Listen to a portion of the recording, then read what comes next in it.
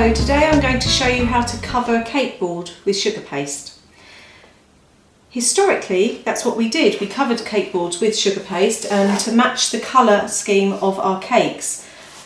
Cake Craft World, we now actually do stock coloured cake boards, so if it's something that you might be interested in, then have a look on the website. But today I'm going to show you how to cover a board in the colour that we need it to be. Now normally what I would do is I'm working, this cake is going to be an 8-inch cake on a board, 8-inch round cake. I would normally use an 11-inch board because I would almost usually go 3 inches bigger for the board. Today I'm actually going to go 4 inches bigger. I'm going to use a 12-inch round board because later on I want to do some writing on the board, so I'm making the board a little bit bigger so I've got a little bit more space to do that. So I'm working on a 12-inch round board and I have approximately 500 grams of sugar paste. I've kneaded the sugar paste so it's nice and soft. Tiny little bit of icing sugar. We really don't need much icing sugar. Number one, because it's coloured, we don't want to take away the colour, and also we're not really rolling it out to be very big. So I'm literally going to take a little bit of icing sugar on the top and I'm going to polish it over the top of my sugar paste. The reason I'm polishing it so hard is because I want to get a non-stick surface on my sugar paste, but I'm polishing it so that I can take away any of that white dust that sort of seems to take away the density of the colour. Before we roll out our sugar paste, either use a paintbrush or you can just use a wet piece of kitchen roll just to dampen down the middle of your board. Make sure that you don't wet it all the way around the board, because when we're rolling out the sugar paste there's nothing worse than it all being very runny and sticky and wet. So I just use a little damp kitchen roll because you can then control just how wet it is. So touch damp. Then I'm going to roll out my sugar paste, just make sure that it's not sticking.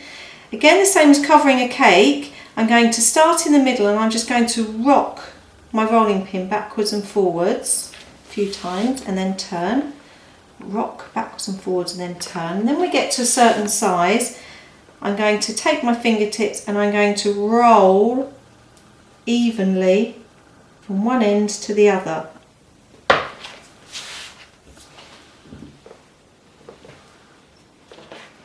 Try not to get any icing sugar on the top of the icing because it does take away from.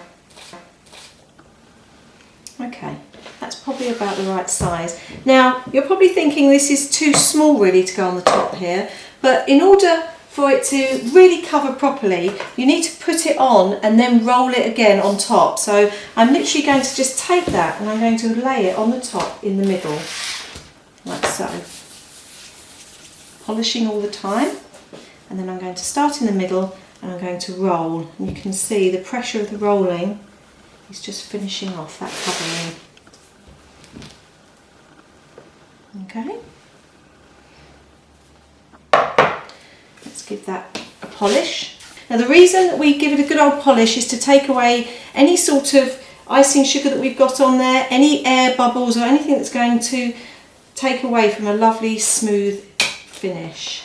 Now, most people now would take their knife and they would cut around. Again, I'm not going to do that. I learned cake decorating in a very, very busy kitchen and nobody could ever find a knife. And all we really had by our side was a smoother, so I do most of my work with a smoother.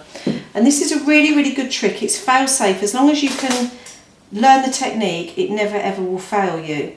If you take your smoother and you hold it at 45 degrees to the side of your board, and I'm literally in it, it must be horizontal, it doesn't work if you do it vertically, but horizontally, just rub firmly around the side of your cake.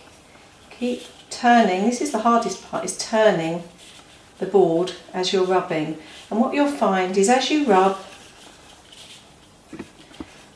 sugar paste will naturally weaken and cut. Now this doesn't work if you do it at 90 degrees to the board, okay? Because if you do that, all you're doing is actually pressing it down onto the board. You really need to have it at 45-degree angle in order for it to the smoother to actually be cutting it.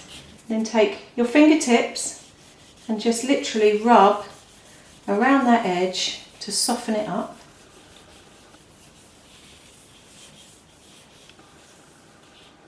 There you have a beautifully covered board. There's a little bit lumps and bumps, but again you can just very, very lightly smooth it over. And there's your board covered.